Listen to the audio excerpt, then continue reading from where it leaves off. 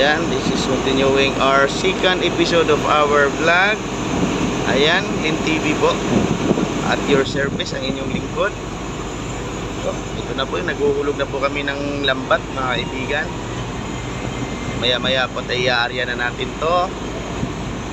Sana po pagpalain po tayo ng buong may kapal at bigyan tayo ng masaganang huli po, mga kaibigan. Ayan.